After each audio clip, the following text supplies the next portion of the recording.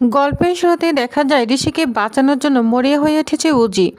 ঠিক সে সময় যখন হুজুর রায় ঘোষণা করবে, তখন আদালতের দরজায় হঠাৎ করে হাজির হয় উজি ওরফে জ্যোতি।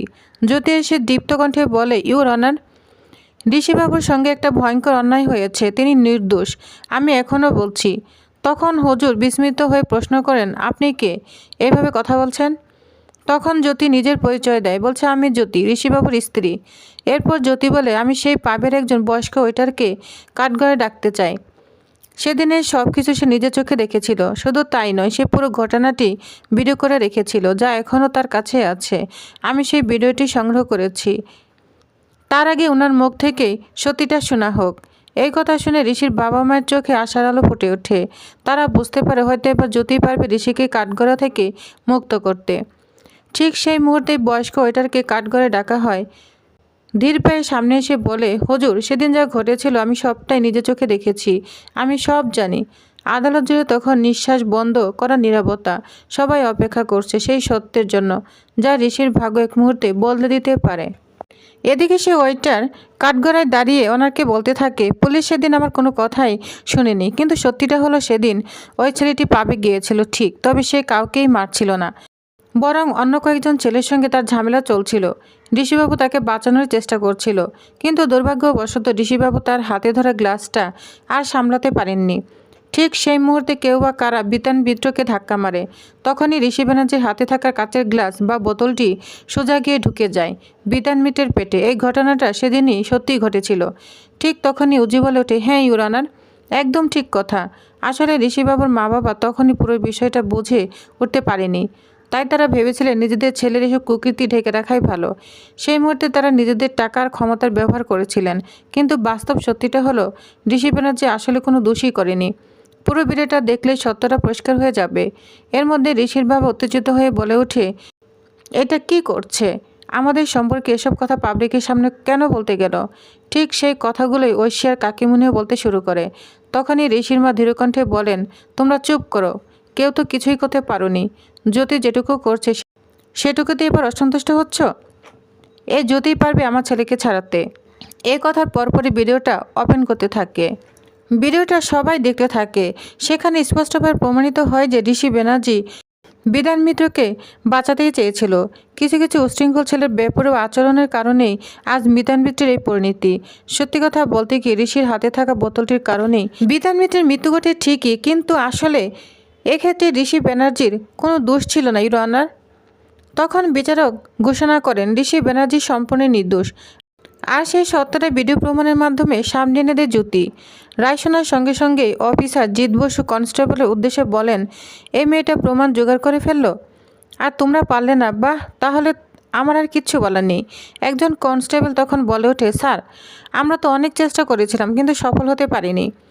অন্যদিকে ঐশী বিস্মিত হয়ে বলে, জ্যোতি কিন্তু দারুণভাবে প্রমাণটা জোগাড় করেছে, এই প্রমাণই আমাদের ভাইকে বাঁচিয়ে দিল।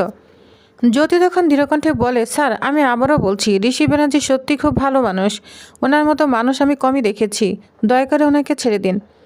অবশেষে আদালত ঋষি ব্যানার্জিকে নির্দোষ বলে ঘোষণা করে এবং স্পষ্ট জানিয়ে দেয় বিধান মিত্রের মৃত্যুর জন্য কোনোভাবেই ঋষি ব্যানার্জি দায়ী নয়। এই রায় শোনা মাত্র নিশার মনে প্রবল রাগ জমে ওঠে। এদিকে জেল থেকে মুক্তি পাওয়ার পর ঋষিকে দেখে শোভাদেবী আনন্দে একদম আপ্লুত হয়ে পড়েন। আবেগে কাপা গলায় বলেন, আমি একেবারেই জানতাম আমার ছেলেকে যদি কেউ বাঁচাতে পারে সে একমাত্র জ্যোতিই পারবে। আজও সব করে দেখিয়ে দিল। আমার যে কী আনন্দ হচ্ছে তা ভাষায় প্রকাশ করতে পারবো না। অবশেষে আমার ছেলের জীবন থেকে সেই কালো দাগটা মুছে গেল। জ্যোতি তখন শান্ত হেসে বলে, আমি তো আগেই বলেছিলাম মা, ঋষিবাবুর এই কলঙ্ক মুছতে হলে শুরু থেকে সব কিছু নতুন করে দেখতে হবে। দেখুন, আমি আমার কথা রেখেছি। ঠিক তখনই ঋষা তীব্র রাগে ফেটে পড়ে বলে, তুই এটা করতে পারলি জ্যোতি? নিজের বরকে বাঁচাতে গিয়ে তুই কত বড় অন্যায় করলি। এদিকে অফিসার জিৎ বাসু ভাবতে থাকেন, বিবাদেবী আসলে কী ধরনের মানুষ। আজ তো তার খুশি হওয়ার কথা, অবশেষে তার বোনের বোন নির্দোষ প্রমাণিত হয়েছে। তার বোন এত বড় একটা প্রমাণ জোগাড় করে এনেছে। আর ঠিক সেই মুহূর্তেই উজির কথা ভাবছিল নিশা, কিন্তু বিবাদেবীর মুখে তখন অন্য সুর। তিনি বলেছিলেন, এই বড়লোকের ছেলেগুলো না এমনই, যত অন্যায় করুক না কেন শেষ পর্যন্ত ঠিক পার পেয়ে যায়। আমি বলে রাখছি, একদিন ওদের এমন ব্যবস্থা হবে, মিলিয়ে নেবেন। এই কথাগুলো শুনে জিৎ বসুর মনে একটা প্রশ্ন জাগে, কিন্তু বিবাদেবী তো নিজেও বড়লোক পরিবারের মানুষ, তবু বড়লোকদের প্রতি তার এত হিংসা রাগ কেন বা এত জেদ কেন? এদিকে ঋষিকে নিয়ে বাড়ি ফিরে আসে শুভাদেবী। ঘরে ঢুকে তিনি জ্যোতিকে বলেন, জ্যোতি তুমি ওর কাছাকাছি থাকবে, ও যেন কখনোই একা না থাকে বা ওর একা একা না লাগে। ঠিক আছে, এটা বলে শুভাদেবী এখান থেকে চলে যায়। এরপর ঋষি ওজিকে কি বলবে কিছুই বুঝতে পারে না, তার গলাটা ধরে আসে। সে আস্তে আস্তে বলে, আজ তুমি আমার জন্য যা করেছো তার জন্য আমি কি বলবো বুঝতে পারছি না। যতবার প্রশংসা করব ততবার কম হবে। বাড়ির প্রত্যেকেই তখন জ্যোতির দিকে তাকিয়ে গর্ব অনুভব করে, বিশেষ করে শুভাদেবী আর ঋষির বাবা। কাকামণি বলে ওঠে, সত্যি বলতে কি আজ এই মেয়েটা না থাকলে আমরা কোনোভাবে ঋষিকে মুক্ত করতে পারতাম না। আজ সব কিছু সম্ভব হয়েছে এই জ্যোতির জন্য। জ্যোতি তখন লজ্জায় মাথা নত করে বলে, না না, এত কিছু বলার দরকার নেই। যেটুকু করতে পেরেছি সেটুকু যদি ঋষি বাবার কাজে লাগে থাকে তাহলেই আমি খুশি। তারপর ঋষির দিকে তাকিয়ে বলে, আপনি যান, আগে ভালো করে ফ্রেশ হয়ে নিন, আপনার জন্য ভালো ভালো খাবার রান্না হয়েছে, আজ আমরা সবাই একসঙ্গে খাবো। তখন ঋষি মুচকি হেসে স্নান করতে যায়। ঋষি চলে যেতেই জ্যোতি মনে মনে ভাবে, আজ দিদির প্রতিক্রিয়াটা একটু অন্যরকম ছিল, কিন্তু আমার কিচ্ছু করার ছিল না। ঋষিবাবুকে বাঁচাতে গেলে এটা আমাকে করতেই হতো। একজন নিরাপদ মানুষ শাস্তি পাক, এটা আমি কখনোই হতে দিতে পারি না। ঠিক তখনই খেয়ে এসে বলে, বৌমিনী এই একটা বক্স এসেছে, বারবার বলছিল ঋষি ব্যানার্জির জন্য প্রথমে খুলে, আর তিনি যেন প্রথমেই দেখে। খেয়ার কথা শুনে জ্যোতি বক্সটা হাতে নিয়ে ঋষির জন্য অপেক্ষা করতে থাকে। ঋষি স্নান করে বেশ কয়েকটা সময় লেগে যায়। অপেক্ষা করতে করতে উজির মনে একটা কৌতূহল বাড়তে থাকে।